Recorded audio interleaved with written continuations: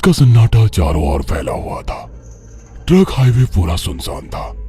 चारों ओर ठंड से हाड़ कपा देने वाली ठंड चल रही थी। हाईवे के चारों ओर घना जंगल था। उसी हाईवे पर एक मर्सिडीज दौड़ रही थी। उसमें 3 लोग सवार थे, राहुल, निधि और उनकी 10 साल की बेटी तानिया। राहुल अपने दोस्त सैफ के घर ईद की पार्टी में शामिल होने के लिए गया था और पार्टी करके घर लौट रहा था। निधि ने मुस्कुराकर ड्राइव करते हुए राहुल से कहा, कुछ भी कहो राहुल, आज तो ईद की पार्टी में मजा आ गया। हाँ, मेरा दोस्त बहुत ही बिंदास और हंसी मजाक करने वाला व्यक्ति है।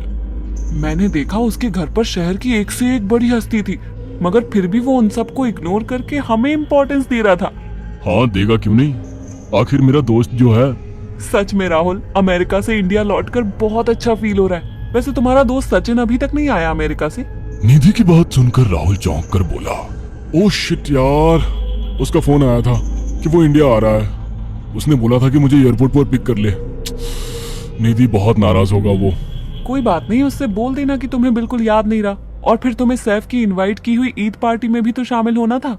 निधि ने इतना बोला ही था कि उसकी बेटी तानिया ने अपनी माँ की ओर देखकर कहा, मुझे भूख लगी है माँ, और प्यास भी। तानिया की बात पर निधि ने बुरा सा मुंह बनाकर उसकी ओर देखकर कहा, पार्टी में तो इतना खाया था तुमने, फिर भी भूख लगी है। निधि की बात पर तानिया ने मासूम सा चेहरा बनाकर कहा, कोई बात नहीं मम्मी, मुझे पानी ही पिला दीजिए। कितनी बार बोला है मुझे मम्मी मत बोला करो। पानी अभी नहीं है, आगे जाकर कोई शॉप पड़ेगी तो बोतल खरीद के दे दूंगी। निधि की बात पर राहुल ने मुस्कुराकर कहा, छोटी बच्ची है निधि, इतना नाराज होना सही नहीं है। राहुल ने इतना कहा ही था कि अचानक एक काली परछाई राहुल की कार के सामने आकर खड़ी हो गई। राहुल के पैर अचानक ब्रेक पर पड़ गए। गाड़ी तेज रफ्तार में थी। ब्रेक अचानक लगने से पलटते पलटते बाल बाल बची थी। राहुल के चेहरे पर भयानक ठंडी में भी पसीने की बूंद टपकने लगी। वो दोनों कार से बाहर निकल आए। निधि ने डरते हुए कहा, आखिर कौन था ये? ऐसा लगा जैसे कि कोई भयानक काली परछाई मेरे कार के सामने आकर खड़ी हो गई हो। वो दोनों काली रात के सन्नाटे में इधर उधर देखने लगे। तभी निधि को एक घने पेड़ के पास 2 चमकीली हुई आंखें दिखाई दी। उसकी आंखें बिल्कुल भेड़ियों की तरह लग रही थी। निधि ने चीखते हुए राहुल से कहा, राहुल देखो कौन है वो, जल्दी से गाड़ी में बैठो, मुझे बहुत डर लग रहा है। राहुल ने उस तरफ देखा तो उसके रोंगटे खड़े हो गए।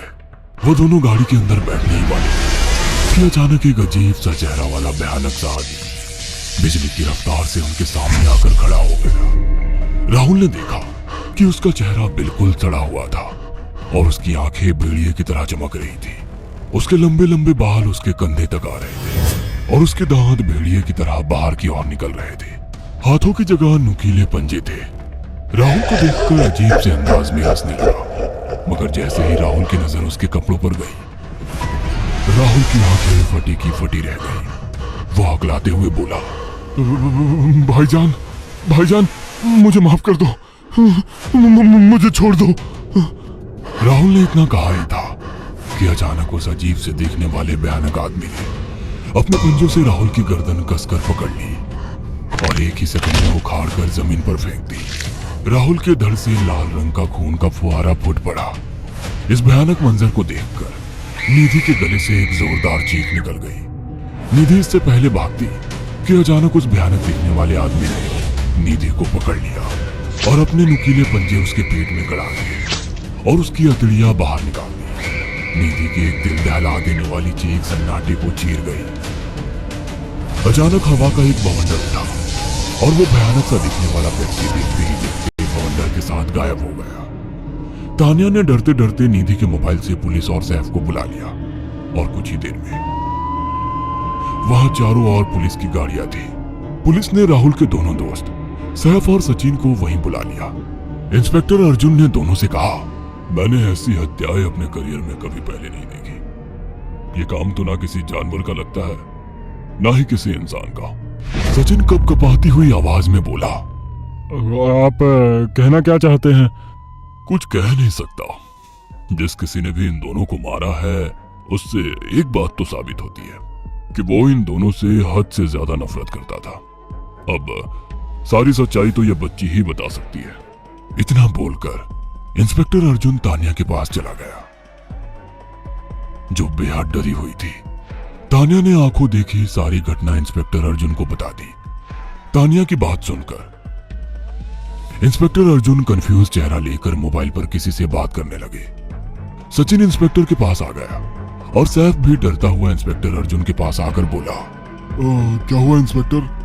तानिया ने क्या बताया? उसने जो बताया वो काबिले यकीन नहीं है। उसकी बात पर किसी भी तरह से यकीन नहीं किया जा सकता।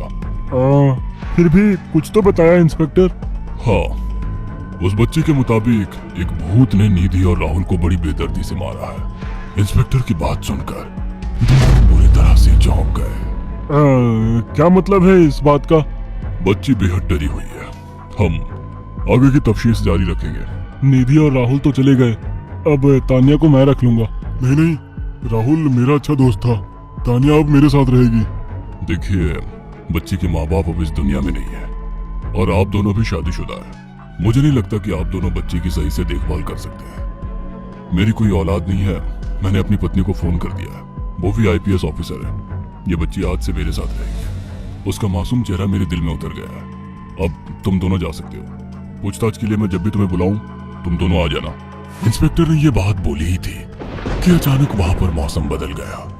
चारों ओर काली घटाएं छा गई और एक भयानक बवंडर उठा और देखते ही देखते सब पुलिस वालों के सामने वो भयानक चेहरे वाला आकार सबके सामने खड़ा हो गया। उसको देखकर सबके रोंगटे खड़े हो गए। देखते ही देखते उसने अपने भयानक पंजे सैफ की आंखों में डालकर उसकी आंखें निकाल ली। सैफ ने चीखते हुए वहीं दम तोड़ दिया। उस भयानक आदमी को देखकर सचिन उसके पैरों पर गिर गया।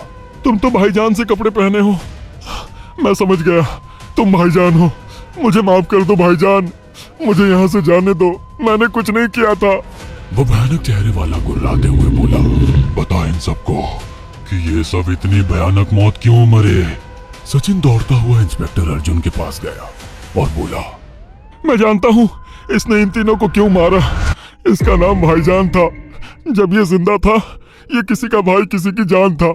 बहुत साल पहले ये हम सबका बहुत अच्छा गहरा दोस्त और बिजनेस पार्टनर था। ये सबकी बहुत मदद किया करता था। इसकी प्यारी सी बेटी थी तानिया, जो इस वक्त कार के अंदर बैठी हुई है। ये इसी की बेटी है। भाईजान अपने सारे पैसों से एक बहुत बड़ा हॉस्पिटल खोलना चाहता था जिससे गरीबों का मुफ्त इलाज किया जा सके, मगर हम तीनों इसके लिए तैयार नहीं थे। हमारी नीयत उसकी दौलत पर खराब थी और एक दिन हम सब धोखे से ईद के दिन भाईजान को यहाँ ले आए और इसे मारकर फेंक दिया। तो फिर तुम सबने इसकी बेटी को क्यों जिंदा छोड़ दिया? हमें बाद में पता लगा कि भाईजान ने सारी जायदाद अपनी बेटी के नाम कर दी है, इसीलिए हमने भाईजान की पत्नी को भी मार दिया। और तानिया का तुम 18 साल की उम्र पूरी करने का इंतजार कर रहे थे ताकि सारी जायदाद अपने नाम करा सको और बाद में उसे भी ठिकाने लगा सको। इसी के लिए तुम दोनों इस मासूम बच्ची को अपने साथ रखने की जिद कर रहे थे। जी, आपने बिल्कुल सही कहा। हम तानिया को भी इसी जगह लाकर मार देते। सचिन की बात सुनकर इंस्पेक्टर अर्जुन की आंखों में खून उतर आया। इंस्पेक्टर अर्जुन के कुछ कहने से पहले ही भाईजान बिजली की रफ्तार से इंस्पेक्टर अर्जुन की आंखों के सामने से सचिन को पकड़कर ले गया और उसके शरीर के टुकड़े टुकड़े कर दिए और हवा में उठे एक तेज बवंडर के साथ गायब हो गया। सारी घटना इंस्पेक्टर अर्जुन की आंखों के सामने हुई थी। तानिया को इंस्पेक्टर अर्जुन और उसकी पत्नी ने अपनी बेटी की तरह पाला।